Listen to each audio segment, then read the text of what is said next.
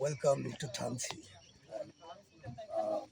বাংলাদেশের top special যে সৌন্দর্যগুলো আছে আর কি, top beauty of nature in BD, এটা হচ্ছে আমাদের নাফাকুম। না আমরা কিছুটা তিন্দু পাহাড় আমরা নাফাকুমে যাচ্ছি।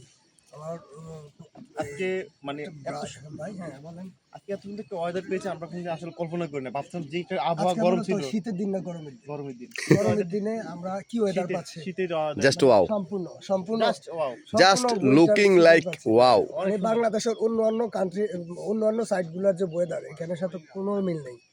বলেন তো বাকি ব্যাপার ভাই, এখানে বিদ্যুৎ নাই, এখানে ভালো একটা টয়লেট নাই। বিদ্যুৎ না থাকার কারণে অনেক সুন্দর একটা পরিবেশ। বিদ্যুৎ মানে আপনি সবকিছু কিন্তু এখানে পাবেন না। যেটা পাবেন এখানে ইন্টারনেট না থাকার কারণে আমরা আড্ডা করতে পারি। কোনো কল নাই, বিগত 12 ঘন্টা কোনো কল আসে নাই। এখানে যেটা পাবেন অন্য কোথাও পাবেন না, অন্য কোথাও যেটা পাবেন এটা এখানে পাবেন না। আর ভাই এখানে আসার এক্সপেরিয়েন্স একটু যদি বলতেন। ভাই এটা তো অসাধারণ অনুভূতির ব্যাপার। এই রায়ন ভাই, যদি আপনি একটু আপনার অনুভূতিটা জানাতেন, এখানে এসে কেমন লাগতেছে? সে আসলে ওয়াশরুমে যাবে, তারপর আমরা জি রায়ন ভাই, ওয়াশরুম শেষ করে ফেলছি। আর ট্যুরে গেলে আমি খুব সীমিত সংখ্যক খাওয়া দাওয়া করি আর ডায়েটে আছি।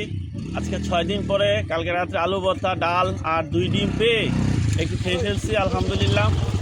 ওয়াশরুম নিয়ে কোনো চিন্তা নাই, পাথরে দিয়েছি সামান্য নিচে দিয়ে ঠাই, তো ভালো লাগছে।